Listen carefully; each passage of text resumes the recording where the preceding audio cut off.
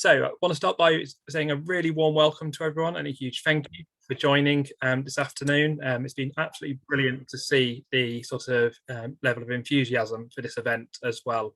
Obviously, for anyone who doesn't know and hasn't seen, it is Young Carers Action Day tomorrow. So we're doing this on the eve of Young Carers Action Day to really get us off to the best possible start. For anyone who doesn't know me, my name's Andy Mcgowan. I'm the Head of Engagement at Caring Together, and I've been working with a number of organisations around putting this event together, and also to work on the Young Carers Alliance that you're going to hear about today.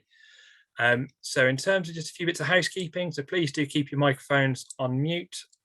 In terms of the length of the session and what we're trying to cover, we unfortunately won't have time to take questions during the session, but what we will do is make a note of any questions that come up in the chat, and we'll make sure we respond to them late after the event when we send the slides out as well. I see lots of people already in the chat introducing yourself, which is brilliant. Please do introduce yourself, make use of the chat. If there's anything you want to share in terms of links, please do. This whole session is around the network and bringing people together with that common interest. If for those of you who are on social media, please do join in the conversation on Twitter. So we have created a handle for the new Young Carers Alliance. So it is at YC Alliance, and you can see the hashtag for Young Carers Action Day as well. So we have got a packed agenda. Today is going to look at both in terms of what are some of the issues coming up for young carers and their families at the moment, and also in terms of actually what are some of the work being done in practice to try and improve things for them and their families. If I can go to the next slide, please. So in terms of, this is where live events go interesting and according to plan as always. So Laura Bennett is the Head of Policy and External Affairs. She's been having some issues in terms of with her audio. So I'm just going to check. I know we've got a couple of other members of Carers Trust on the call today. And so just wondering whether any of them might be willing to step up and talk a little bit about the survey. Otherwise, what we'll do is we'll come back to Laura's and hopefully she'll be able to join us later on from that perspective. But I was just wondering if there is anyone from Carers Trust who would be willing just to say a bit about the survey in case anyone's not seen anything, and just give them a bit of information about it at all.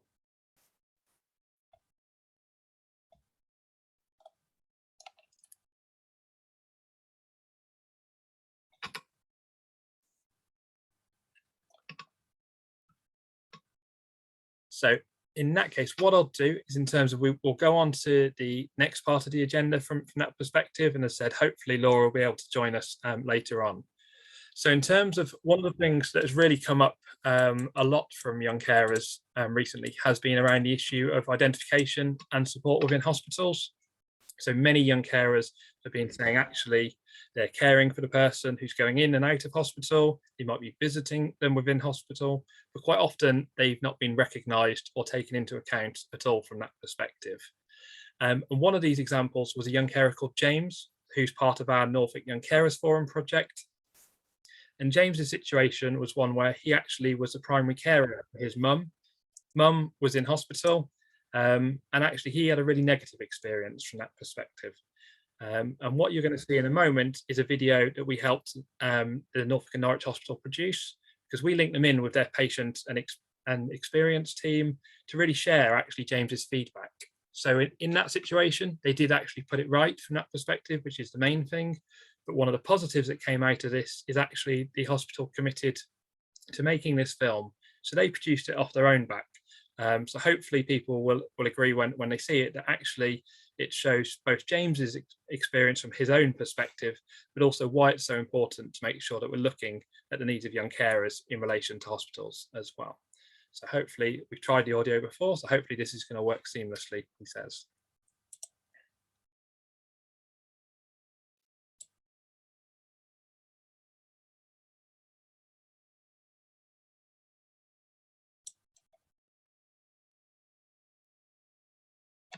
I am my mum's main carer. I have been since just before I was 7. I'm now 17. She has a wide array of illnesses, and I do main care roles, apart from personal care, mainly making sure she's taken medication, cooking, helping her up and down the stairs, helping her around the house. I'll do shopping for her, make sure that everything is ready to go for the next day, or basically look after the house and her. The end of September, Mum had collapsed and wasn't right. I ended up calling 111. When I first went in to see her the next day, she was with the doctor. We explained everything that had gone on. It felt like we were getting spoken to. Everything was fine. I wasn't concerned that they were going to send her home too early because everyone was just trying to get stuff done. She then moved ward. That's when things started going downhill. I didn't feel like I was getting listened to at all. While she was in, I had to call the GP to see if they could talk to the hospital for me because no one was listening to me. And they said there's not a lot we can do because we can't override what the hospital are doing.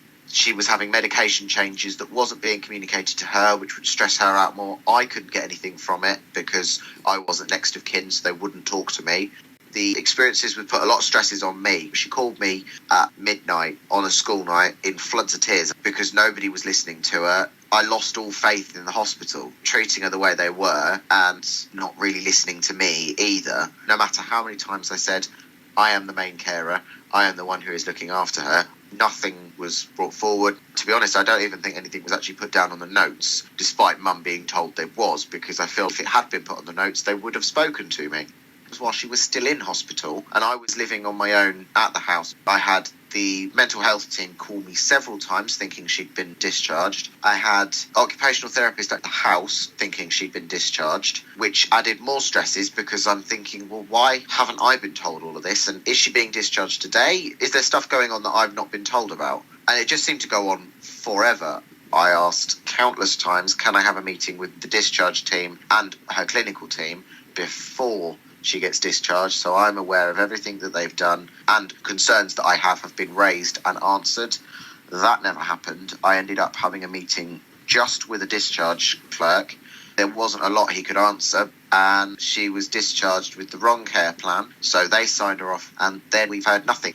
The occupational therapist has been in and assessed her over the phone because of Mum's anxiety. She doesn't like people going in the house, so Mum would have been more open had they didn't get to see her physically assessed. I would have liked them to have just put a foot down and gone, no, we've got to assess you at home. After she'd been discharged, there was not really any involvement with me at all, and I just felt really let down by the hospital, and I'm worried about her going in again. I would like the hospital to recognise the triangle of care between patient, clinician and then carer, that everyone is actually included in the treatment and in processing care and discharge plans, because at the end of the day, the carer is the one who's got to implement that plan to an extent. They need to know what's going on, especially as a young carer. It worries us if we don't know what's going on at home. So if we know that on a Tuesday there's meant to be a carer coming in, that's fine. But it would be nice to know that, not have to wait until discharge, especially for the older young carers, the teenagers, given the fact that they are on their own, especially if they're on their own, with the person who's being cared for.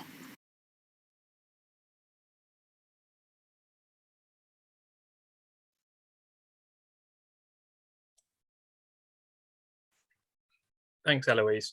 So I think hopefully that video shows a really powerful example in James's own words as to actually just what impact it had on him from that sense of not being linked in, not being kept in the loop. And communication comes up time and time again from young carers, young adult carers, saying, actually, we're the ones who have to pick up the pieces when we get home.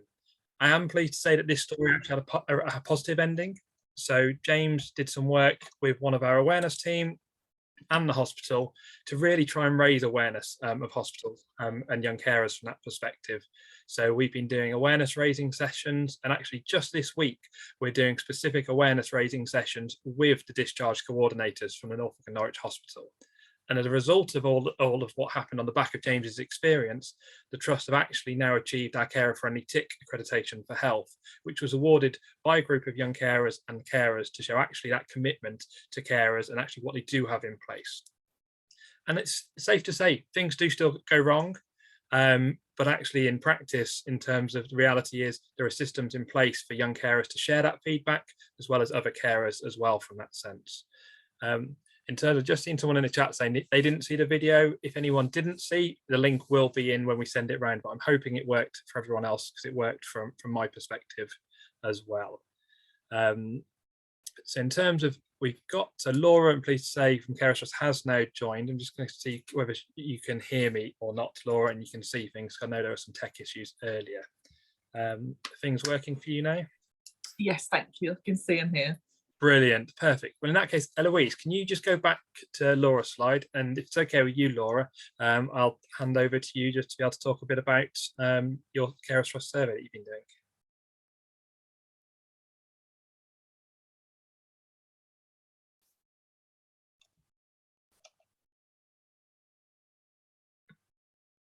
Sorry, Lord, I don't know if you're speaking, just say if you're on mute. I don't know at all. Can you hear me now? Is that working? Yes, it is. Brilliant. Great. Thanks. Thanks so much, Andy. I was just saying that apologies, I've had to join this on my phone because I couldn't get my laptop to work for some reason. So I'm hoping that you can all see and hear me okay. Now I've unmuted. But if that's not the case, then please do say in the chat. So hi everyone, my name's Laura Bennett. I'm Head of Policy and External Affairs at Carers Trust. And I wanted to share some findings from our Young Carers Action Day survey, our Young Carers survey that took place earlier this year. It's going to be released for Young Carers Action Day tomorrow, so we'd really appreciate it if you wouldn't share any of the details of what I'm saying. You can share that I've spoken, of course, on Twitter, just so we don't end up scooping ourselves. So that would be really appreciated if people didn't tweet about what we were saying today. So first off, I wanted to say a huge thank you, because I'm aware that some of you will have responded to the survey yourselves, or some of you may have helped us publicise the survey to make sure that we could hear from young carers and young adult carers. So thank you very much for doing that. We're delighted that we heard from over 570 young carers and young adult carers. And the report that we're launching tomorrow is very much based on what they have told us. So it's not about what, but it is about what Carers Trust thinks about what young adult carers said and what young carers told us. It's very much based on what they've told us. And as you know, for Young Carers Action Day this year, what we heard from young adult carers was that they really wanted us to have a focus on loneliness and isolation. So we asked some particular questions about loneliness and isolation, as well as other things that young carers told us mattered to them. And if you were following our work last year, you might know that last year we asked young carers a lot about how the coronavirus pandemic was affecting them. So although we did ask young carers about that again this year, that was not the whole focus of the survey. And I think that probably the findings of what we found won't be a great surprise to some of the people on the call. But I will just talk you through some of those just so you have a sense of what those are. I've just seen what they actually look like, and I need to be much further back so you can actually see all of my head. Sorry about that. Is that better? And I'll turn around a bit as well. Sorry, doing slightly on the fly. What we found, so we did ask young carers about how the pandemic was affecting them, and unsurprisingly, we did still hear that this was causing young carers and young adult carers some emotional distress and concern. So they told us that they were feeling stressed and less connected, for example, and that they felt their education was suffering. We also asked them about their mental and emotional health. And again, findings that won't come as a massive surprise. So we found that young carers were feeling more lonely and stressed. Some didn't feel they had anyone to talk to about being a young carer. And some also felt that the things like they weren't getting enough sleep, for example. So there's some really concerning findings, particularly given what we know about children and young people's brains and their psychological development at this young age. And so those are really concerning. And we've got some really powerful recommendations for decision makers, asking them to be doing things like monitoring legal duties so that we actually know how many young carers are being assessed and supported, making sure that young carers are getting enough breaks, for example, and the education providers are really kind of like helping young carers in the way they should. And it would be great to kind of work with colleagues on the call to, when the report is out and we can all see it and share it properly, to think about how we can take some of these forward. We're hopeful tomorrow that we'll have an early day motion, which is a way that members of Parliament can show their support. We've already got one of those live in the Scottish and Welsh Parliaments, for example. And we've also got some parliamentary groups in the various national parliament, including the members of the Prospective All-Party Parliamentary Group, who we're hoping will make a statement tomorrow. So I hope that gives you a flavour in terms of the stresses and distress that young carers and young adult carers have told us that they're feeling, and the impact that it's having on things like their education and their well-being. And as I mentioned, we'd love to kind of talk more about that at a slightly later date that just isn't tomorrow. So I'm really sorry if it seems that we're being a bit sort of like keeping our cards to our chest, but we just don't want we don't want to scoop ourselves, because we have got some nice media coverage coming out tomorrow. So I really appreciate your support and keeping what we found just yourself for just now. So thank you so much. Brilliant. Thanks ever so much, Laura. And I really do appreciate you sharing what you could from that sense. I do appreciate when you've got an embargo with the press release going out tomorrow. So I'm really grateful for you sharing that initial sort of insight to the survey. And I think we're all looking forward to seeing some more of the detail tomorrow as well. So in terms of moving on to sort of the final section about in terms of what young carers have been saying from that sense, some of you may have been aware and may have again helped from that perspective and seen that a few weeks ago, ourselves at Caring Together, Bernardo's and members of the Young Carers National Voice Network brought together a group of young carers to meet with members of the House of Lords. This was part of the work to try and influence some of the work on the Health and Care Bill that was going through the Lords at the time, to try and make sure that the needs of young carers were incorporated. So we had a group of young carers who were meeting with peers, but we also wanted to get the views of some of other young carers who couldn't make it there. And actually what we found is some of the findings for that were really quite stark from that. So I'm just going to share some of these now with you from that perspective, because I think it really backs up some of the issues that we've seen elsewhere. So in total, we had 59 young carers from across the country who completed it. So whilst it is a small sample size from that perspective, and the methodology used wasn't anything scientific, it was quite a simple one from that perspective, actually it gave us some really, really clear sort of findings from that. So actually from the young carers in this cohort, the average age they started caring was 7. And I think actually that ties in with quite a lot we see from young carers organisations, with lots of primary age young carers being identified. And as you can see, on average, it took 3 years for them to be linked into any form of support. But I think what is really concerning is that now, 7 years on from the Children and Families Act coming into force, and in terms of from increased awareness around young carers, there are still some young carers who've been caring for over 10 years before being identified. So I think that really shows us just how much work we've still got to do, whether it's awareness raising with health organisations, awareness raising with education, with adult social care. Really does sort of show that there's still so much more to be done. And I mentioned about the Children and Families Act, and I'll come back to that a little bit later on in this session today. Actually, only half of them actually said they'd had a young carers assessment. A third of them didn't even know if they'd had one from that sense, which is quite telling as to, well, actually, for some of them, how meaningful will that have assessment been, or what difference did it make for them? So in terms of who identified them, that was something else we asked the young carers. If we can have the next slide, please, Eloise. As you can see here, it won't be surprising, given a lot of the work being done with initiatives such as the Young Carers in Schools programme that you've seen talked about in the chat. Caring Together, we've got our own accreditation, and I know lots of others on the call have got their own sort of awards and kite marks for schools. Education came out as the top organisation in terms of who identified them, followed closely by social care in terms of their local authority. I think one of the concerns for this is actually how many of these young people will have got to safeguarding concerns, where it got to crisis point before being identified. Obviously, some of those young carers may have had siblings with social workers, may have had parents with social workers, but it really does highlight some of the issue. And you'll see, following the video we shared of James earlier, hospitals don't appear on here once, adult services appear on here very rarely. So it shows actually there are lots of areas where we still need to really be trying to raise awareness to improve that early identification as well. If we can have the next slide, please, Eloise. So in terms of what difference did the support make? So I think some of the common themes that came out of the feedback was actually in terms of having someone to talk to, feeling less isolated, having a break from their caring role, some of the things that Laura touched upon in terms of what's come out so far. But in terms of actually what really stood out was there wasn't any young carers who said, actually, it improved the support for the person I care for. It reduced the amount of caring that I've been doing. And yes, that may be what's happening in practice.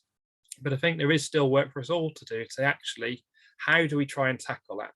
How do we try and make sure that the support that we're providing to young carers is making the most amount of difference to them from that sense? And again, this is where the Young Carers Alliance comes into its own. It's to really say, how do we do that? What's working well in some areas that might well be able to work well in other areas from that perspective? And then finally, from that snapshot survey, there have been some recommendations that have come out of this. If we can take the next slide. So one of the things is asking for the Health and Care Bill to be amended, linking on from James's video and story you saw earlier, to make sure that hospitals have a duty to identify any potential young carers. I'm really pleased to say that actually at report stage in the House of Lords, the amendments which include this did get passed. That will obviously go back to the House of Commons now. So one of the key things is making sure that that goes through in terms of when it does go back to the House of Commons as well. Many of you will be familiar that in the Adult Social Care Reform White Paper that came out in December, really pleasingly, it actually said about amending the school census. This is something that I know people like Children's Society, Carers Trust and others have called for a number of years. Because whilst it might seem quite technical, what it'll mean is that schools will need to report on how many young carers they've got within their schools on a regular basis. And so that gives us as young carer organisations a much better opportunity to be able to make sure schools have systems in place to identify their young carers and also record who they are as well. And finally, touching on what Laura mentioned earlier, in terms of actually really putting an increased focus on whether local authorities are complying with their statutory duties towards young carers. We've seen particular issues around young adult carers and transitions assessments as well. But also, it's already there in statutory guidance that school and college staff should have particular awareness of young carers. But we know that doesn't happen in every school as well. And we've touched upon a lot in this session already about the role that health organisations play within this. So CQC have got a key role to play as well. But this session isn't all about just talking about what are some of the issues coming up for young carers. This session is also to shine a light on some of the work that's already being done to try and improve identification, assessment and support of young carers, young adult carers and their families. So if I can go on to the next slide, I'm really grateful to have Paula Cruz here, who's the Leadership Support Manager from NHS England and Improvement, and also a young carer health champion as well, to talk about some of the work that's been going on in the Health Champions programme. I'll hand over to Paula. Hi, thanks Andy. Apologies, but my camera seems to have stopped working all of a sudden, so I hope you can hear me okay, even if you can't see me. I'm going to very quickly talk about the top tips for general practice, because I want to give most of this time to Laura, our fantastic health champion, who's going to talk about her caring experiences and why young carers think that the top tips will be helpful to them, which I think is more important than me just reaming off the policy side of things.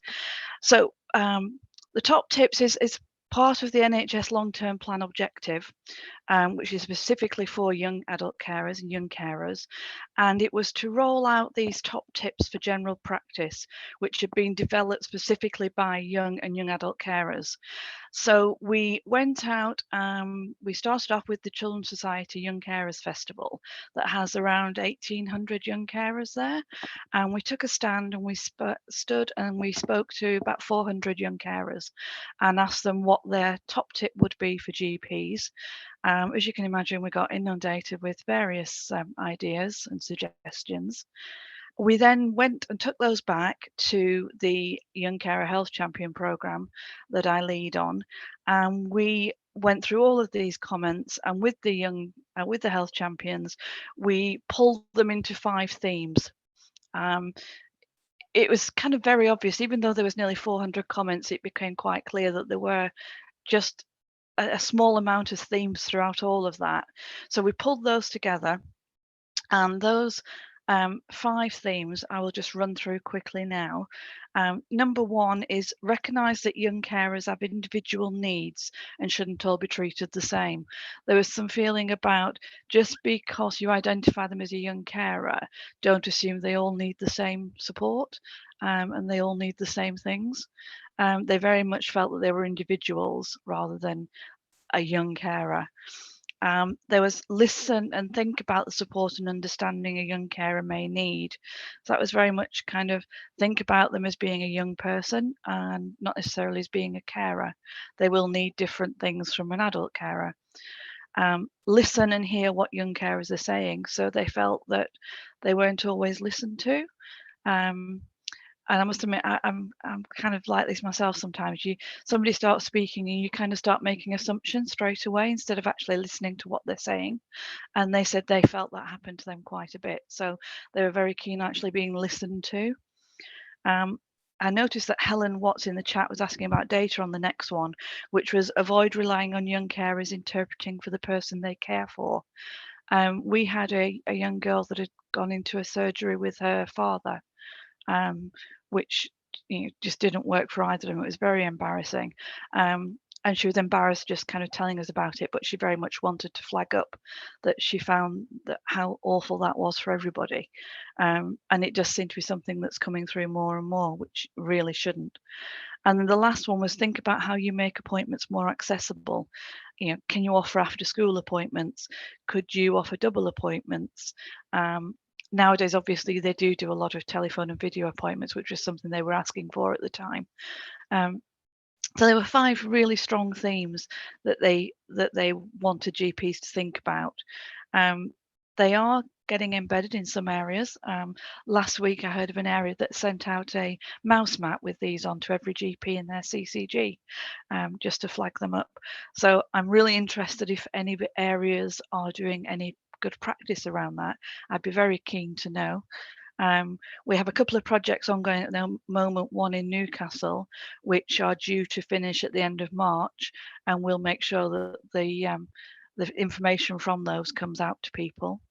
And I will leave it at that because I really want to give Laura a chance to speak. I will just say tomorrow, Laura has written a poem for Young Carers Action Day based around the individual needs of young carers, and it will be going live on our NHS England website tomorrow. So I know she won't mention it herself, but it's a fantastic poem. So I just want to flag that up to everybody. And I'll hand over to Laura now. Hi everyone, I'm Laura, I'm the NHS Health Assistant. In regards to the top tips, I think I can't stress how important these are. When you think about people in positions to offer support to young carers, most of them themselves haven't had any experience as a young carer or any sort of caring role for someone that they actually know. So these tips provide great guidance on how to best support individual carers. For me, the first tip is possibly the most important. They are all important though. Is recognising that everyone does have individual needs and they should be treated the same. So in my situation, I've cared for my mum for the large part of my life, and a lot of my support did come from school, but it was nothing really formal. And it was usually all based around schoolwork, so extended deadlines on homework and so on. And I felt like I never really needed that kind of support, as I was always on top of my work, and school was kind of a place where I was able to just focus on myself, and I was working for myself and not looking after anyone else. It was my area. And so when I was continuously offered only support in one area, it became a question of, well, hang on, am I actually in a situation that's bad enough to be recognised as a young carer? Am I actually worthy of any sort of support because I was fine in an area that every single person who found out about my situation was offering me support in? That in general for any young carer could be really invalidating to their actual kind of what they go through at home. A lot of young carers don't actually want to talk about how hard things are. So when you're offered a support that just doesn't feel right for you, that can really shut you down even more. But yeah, all these points are insanely important. I really can't stress them enough. I think a lot of them you could kind of go through the tips and take them out of a healthcare setting as well, take them into education as well. I think it's super important to really do listen to what young carers are saying and remember they are all individuals. Just because some support may help one individual doesn't mean it will help everyone else.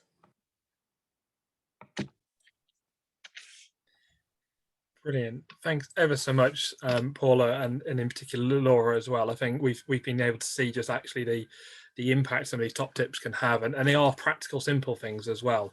So I'm really looking forward to seeing them being shared from that perspective, and just the fact that it's come directly from young people really does make the difference. So thank you both for sharing that as well. So in terms of the next sort of talk is going to come from, if I can get to the next slide, please. It's going to come from Sarah Mcgowan from Sheffield Young Carers. So a lot of the work we're trying to do at the moment is improve that link between research and practice. There's so much great stuff going on in research, so much great stuff going on the ground with young carers. How do we link the two up? So without further ado, I'm going to hand over to Sarah to talk about what we've been doing in Sheffield. Hi everybody, yeah, I'm Sarah Mcgowan from Sheffield Young Carers. It's really good to see such a good turnout and an interest in the Alliance. And I wanted to speak particularly about one potential area of both influence and action that we can take as partners within the Alliance. And that's research and action, and the link between researchers, young people and practitioners, and ultimately impacting on policy and decision makers, and making a difference for young carers and young carers in their lives. And I think it's an opportunity to show how we as practitioners and young carers have an important role to play in linking research and action. So I wanted to talk about an example of some of the work that we've done at Sheffield Young Carers to link that research into practice and into action. We're currently working at the moment with a number of different universities around research, and I think some practitioners around here will be aware of there can quite often be quite a call on us as practitioners in terms of research work, and actually taking what opportunities look like we can take up, and what of them are going to lead into kind of some sort of action and difference for the young people, as opposed to yet more consultations and more feedback. So we're currently working with the University of Sheffield, with Sheffield Hallam University, the London School of Economics, and the University of Gloucester on 3 different kind of research projects.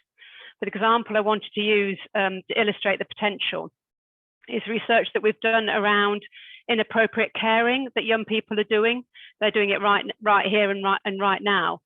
And we've worked with the University of Sheffield on research that started with the premise that we need to know what young people consider to be inappropriate care. And as practitioners, Sheffield Young Carers could raise the ethical and practical issues. We could bring the young people we could bring the young people into the research, and the university brought the research expertise and the kudos of academic research and the evidence that provides. I think the way we're always constantly trying to look at the impact of what we do and the evidence, and we come up with some really good qualitative stuff with our case studies and everything, but quite often people are asking for that evidence that comes that might have a backing of an academic institution. So the opportunity to collate that evidence that can show the impact on young people's lives and the impact of the difference we can make is important to make that link. So we did the research with the young people. We produced a policy paper and we wrote an academic paper that's been published in Children and Society. But what else? So that was great. We did the research, we've got the findings, we did the policy paper, did the research paper, but what change could we have in terms of practical action that could follow from those findings? Because the findings showed the different ways in which young people consider they're undertaking inappropriate care. And the Care Act talks very specifically about no child should undertake inappropriate or excessive care, but they are doing that. And there aren't any really clear guidelines for professionals in terms of identifying that with young people. So we got these research findings, could be a way in which we could turn this into a practical toolkit, where we could start using that to identify inappropriate caring and excessive caring with young carers. So we've worked with Surrey Young Carers, with Devon Young Carers and the University of Sheffield to produce a toolkit based on the research findings. It's called Time to Talk. And it's a way to help identify inappropriate and excessive caring. And we're ready to start piloting that now. It's a set of cards. We've got the cards here. There's like a pack of cards, set of cards with different caring tasks on them. And we've got a set of 4 boards that we're using. So in effect, a bit like a kind of board game that we've developed as a toolkit out of this research.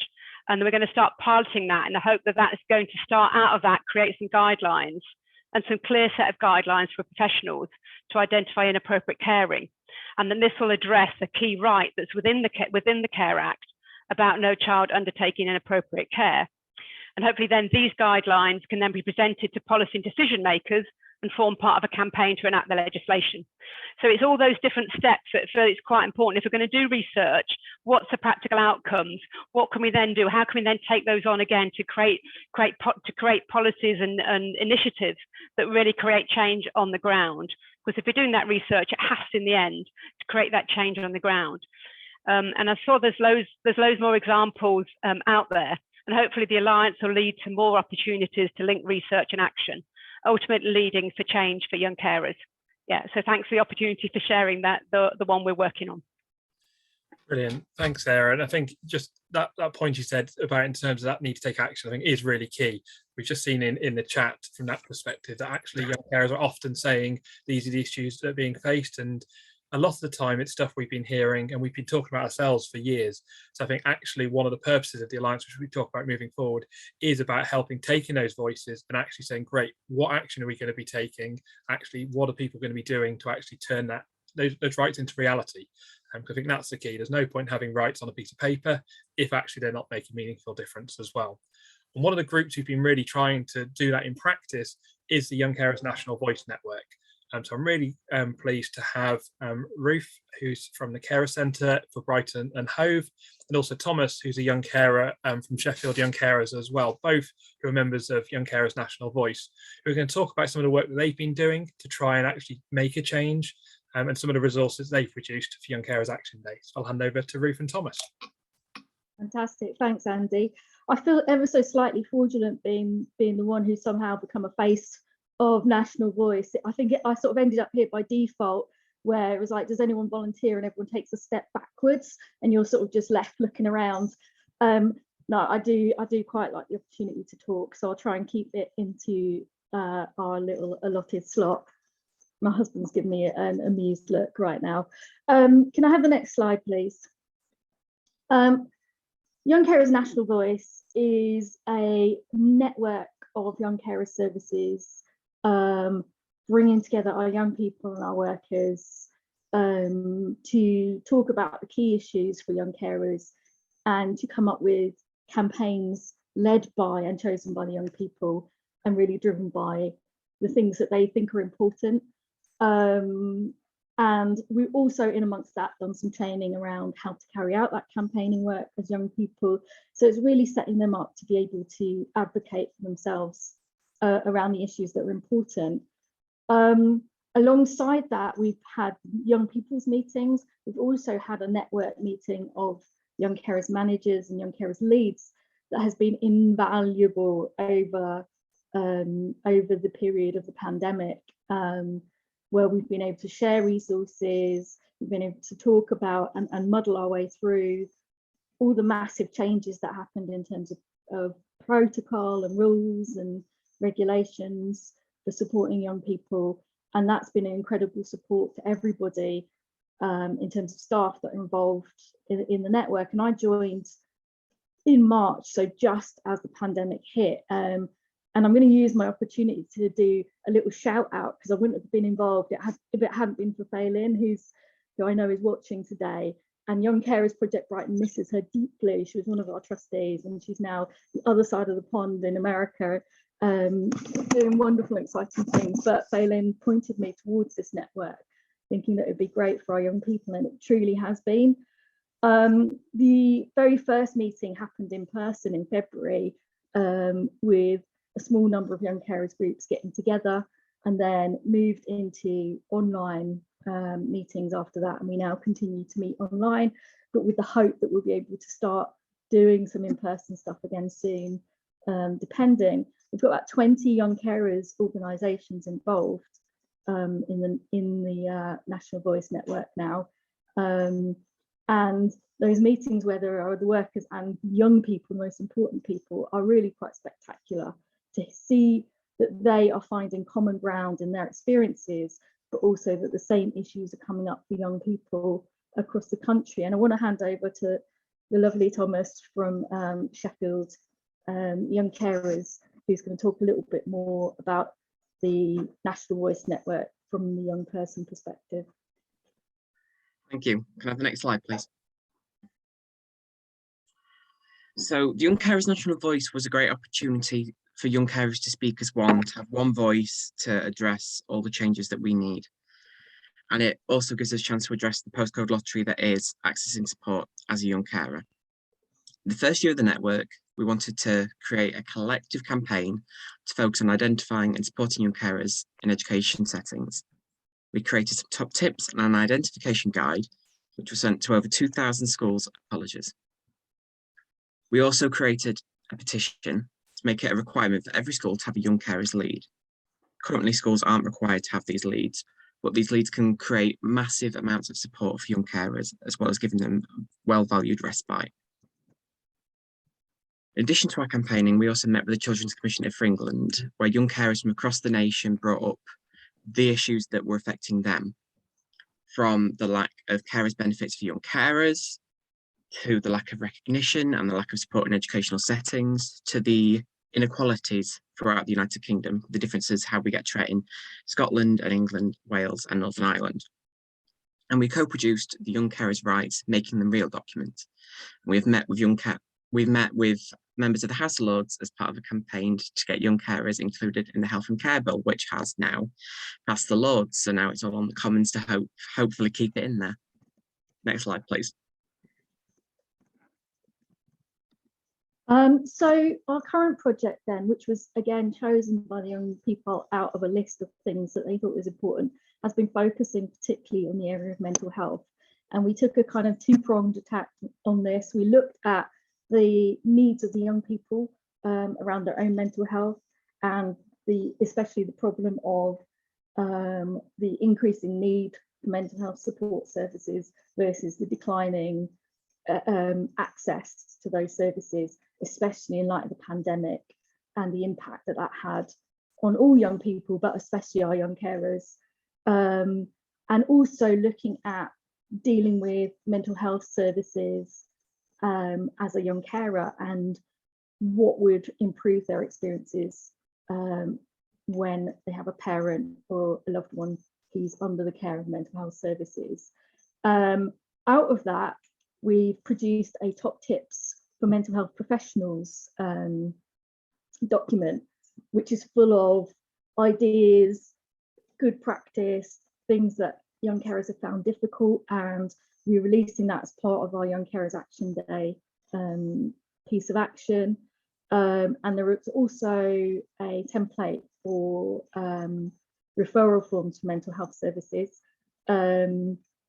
to look at better identifying those young carers. And those documents raise the kind of things, interestingly, a lot of parallels between the work that the NHS have already spoken about, and between James's story right at the very beginning, where the difficulties come around communication, about health services recognising who the person is who's looking after someone with mental health difficulties, the challenges around crises and when people get discharged, and then also what staff can do to better keep young people in the loop. So those documents have been released. We're sharing them with all of our mental health services, and they will definitely be available for other people to take and use in their own areas as well. Brilliant. Thanks ever so much, Ruth and Thomas. And say the final bit that was produced as part of this was a poem, which was put together by young carers from Sheffield, but then members of the Young Carers National Voice added their voices to it, quite literally. So we've had young carers from all parts of the country recording lines of that poem, which actually is a really powerful sort of way of just saying what it's like to be a young carer. And we will share around a written version of the poem later on, but we will just play it because I think it is quite powerful, and just hearing it as well. Might I have your attention, a few minutes of your time? Take a break from your life, I'll tell you how I live mine. See this face, see this smile, see these eyes open wide. It's a mask to disguise how I'm feeling inside. 1 in 12 in my city, yet it's hard to describe. But just give me one moment, I promise I'll try. I'm a cook, a cleaner, a doctor, a healer, a helper, a sitter, a supporter, a leader. By my demeanour, it may not always be clear that I'm needed. When my mum takes a fall, has a fit or a seizure, When my brother breaks his toys and I pick up the pieces. When his autism means that even though I pleaded. He kicks and screams and every day this is repeated. But before bed I still hug him because I know he doesn't mean it. And some might say that this sounds strange. Why I have these skills and I don't even get paid. When I get home from school and I make sure the table is laid because my dad is upstairs, still in bed, still afraid. I'm sorry, did I not mention? That his mind is affected by stress and by tension. Depression, that means he requires my attention. So my homework goes unwritten with no chance of extension. I shop, I feed, I help shower and bathe. I wash, I make sure that all the beds are made.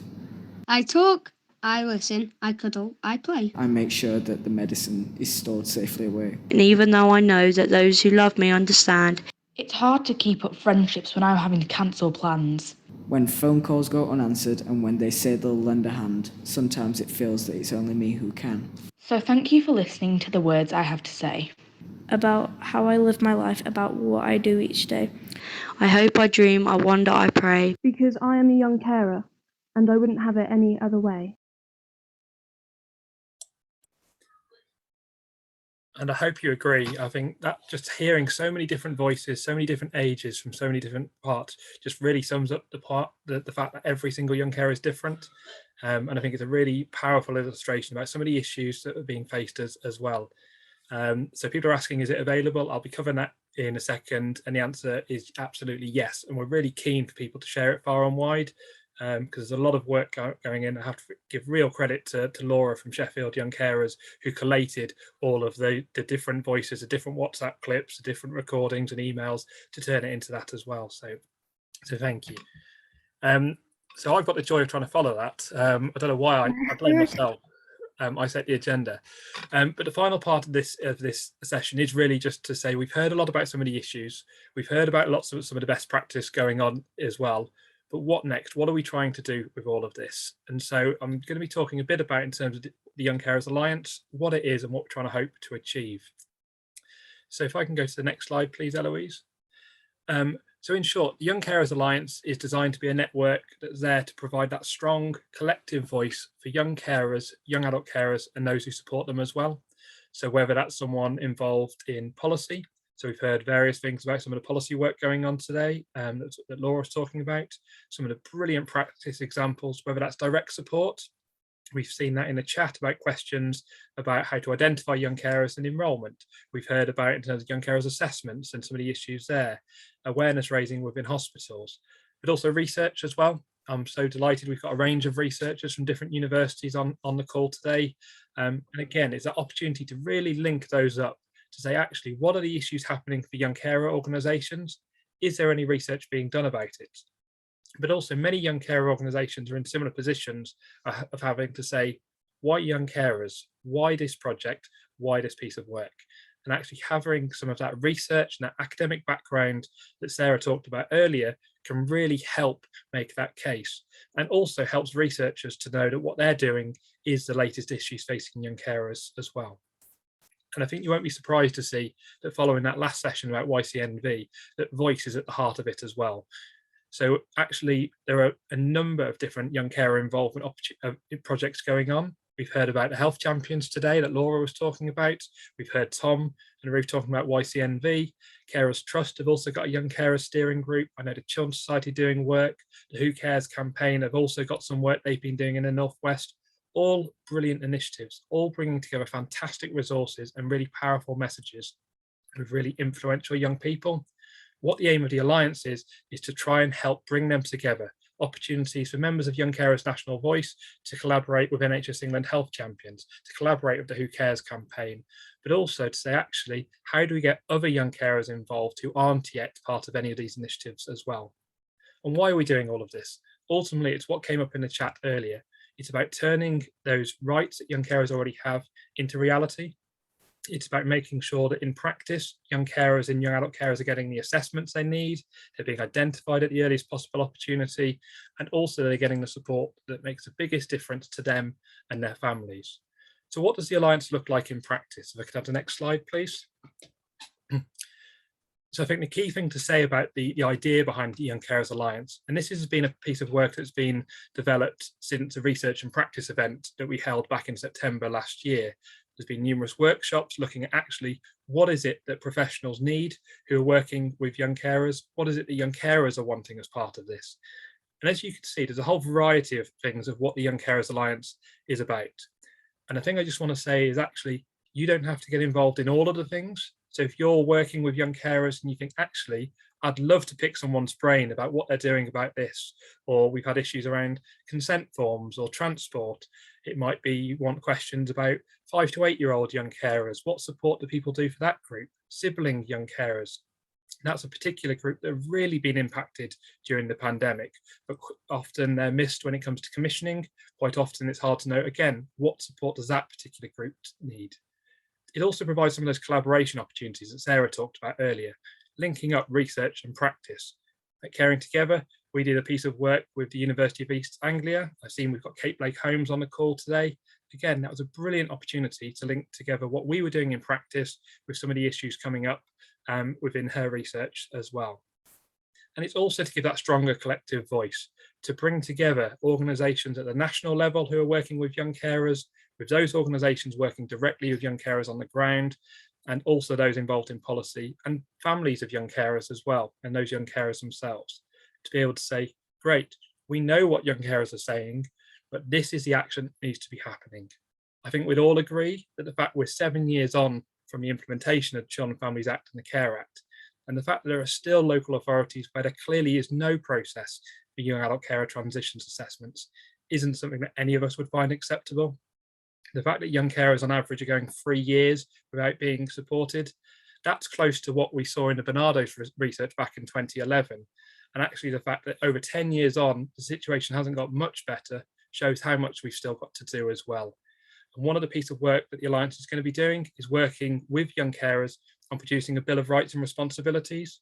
So laying out, this is what we want to see for every single young carer and young adult carer, but not just a list of rights, but saying this is what we believe are the responsibilities to make that happen. So it could be national responsibilities, it could be local responsibilities, it could be relating to education, to health, but really making it clear. And that's not a document that will just sit on a shelf.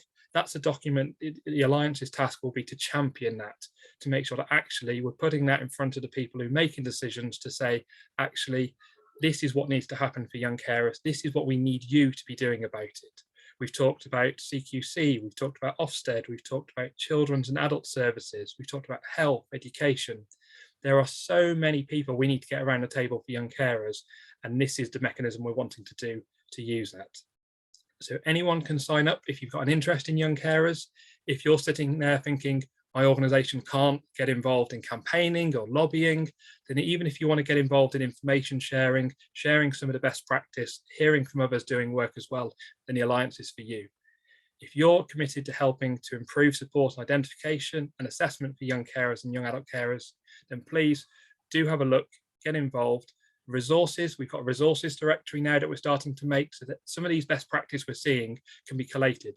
So if you're doing something you want to shout about, send it in. We can start to compile that so none of us have to reinvent the wheel, because none of us have got the time to reinvent the wheel as well. So if anyone does want to know more, please do get in touch from that perspective. But I'm delighted to be able to hand over for closing remarks in a second to Professor Saul Becker, who has, I think everyone in this call will know, has been championing young carers from a research perspective for over 30 years now from that perspective. But before I go on to that, just in case anyone does have to leave at 5:30 on the dot, I just want to take this opportunity to say a real thank you to everyone who's joined today. The fact that we've had up to 125 people joining this call to hear directly from young carers and those working with them is a real testament to that passion and commitment. So I just want to say a huge thank you to everyone who's been speaking today, particularly the young carers who fed in directly or indirectly through some of their videos and surveys. And it gives me great pleasure to hand over to Saul. And thanks very much, everyone. Thank you, Andy. And just to reassure you all, I'm not going to be talking for half an hour or an hour, and we may still finish in the next 5 or 6 minutes. I'm going to be very brief. So Andy just said if I asked me to say a few words, and I hope you don't mind if I start by saying this is a really important day for me. this is exactly 30 years since I started researching on young carers. And I did my first study in Nottingham, which was called Children Who Care, Inside the World of Young Carers. And I've done 50 other studies since then over the last 30 years. They've all been influenced by the great people that I've worked with, Phelan, Lewis, who's on screen in the States, Jenny Frank, who's an early pioneer, who's here today, Helen Ledbetter. You know, there's a whole range of people in this room today that have been working on young carers for a really long time. And in fact, looking at the screen, I recognize so many of you from speeches I've done in your areas and working directly with you. So it's a real privilege to have the opportunity just to say a few words. When I was a child, I was a young carer, as many of you know, and that informed this last 30 years. And it's wonderful to see so much has developed in this period. So when I first started researching in 1992, there was nothing really. I mean, there was just very little research, very little awareness of young carers, and it was a bit like a desert really. There was just nothing growing, and it was a real struggle to get people interested in young carers and young carers research. And indeed, the funny or the ironic thing is that in 1997, 25 years ago, I published a piece of research which basically argued that every school should have a designated worker. And indeed, the Department for Education at that time agreed to that. So 25 years later, if that's not been enacted, things are very slow, but other things have moved really quickly. When you look at how a country develops its responses to young carers and whether it's advanced or less advanced, and we've devised a classification that ranks countries' responses, you will see that there are certain things that have to happen in a country for it to move forward. One of the things, it has to have a research base. You know, without research, you can't prove a need. And there are so many more researchers now involved in young carers research than there was 30 years ago. So this is an amazing sight to see lots of people in the room today who are working in different universities. And I thank and applaud you for being part of that. But alongside research, there are other things that are critical to moving a country forward. One is hearing the voices of young carers directly. Unless we hear their voices, there is not that power in the room that needs to sometimes shock people, and sometimes it needs to shame people, people who have resources, who have power, and who can make a difference. But the other things are, of course, that young carers need rights. They need specific pieces of legislation. They need key people who will carry the fight forward, who will develop allies, and they need other organisations, particularly third sector organisations and statutory organisations, to join together to work for young carers. And in that process, so you see that the most advanced countries are countries that have a clustering of all of those things together. But in that process, I think we will be the first to have this Young Carers Alliance, a particular milestone in the development of services and responses to young carers over the last 30 years. And I'm really proud to be associated with the Alliance, and I'll be giving it my support going forward and doing as much as I can. So it's a really important day for me. I hope that the Young Carers Alliance will become a beacon for other countries as well who are still struggling to advance their policies, advance their systems to support young carers and their families. And I do think genuinely it will be an important model for how other countries might want to engage. There are a number of key challenges that Andy has already reflected on. The need for greater reach. We need to reach more young carers. 75% of young carers are not known to statutory social service departments. They're not known, they're not on the radar, they're not on the map. We need far greater numbers of assessments, and we need far greater numbers of services and support. The map of interventions and services for young carers is still very postcode lottery based, and that needs to change. So we need more support and of greater quality. And the people in this room are the people who've been providing this support, many of you for many years, again, for which I thank you. But we need other people to join the provision of services, in particular breaks for young carers.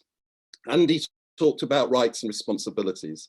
This was a theme we discussed a few weeks ago in an Alliance meeting. At the same time as young carers have critical rights, other agencies and authorities and people and professionals have responsibilities to meet those rights.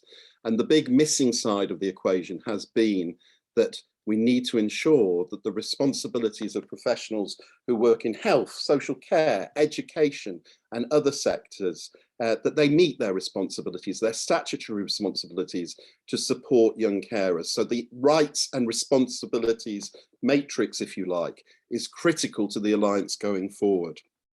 So finally, all I'd like to say is a big thank you to the pioneers, the people in this room who've been doing this for far too long, to the young carers themselves who've spoken passionately about their experiences, to those of us who have been former young carers and have kept going, to all the researchers in the room who will keep the fight going, and to all of you who are in practice, who are in young carers projects and statutory agencies, third sector organisations, health and social care organisations.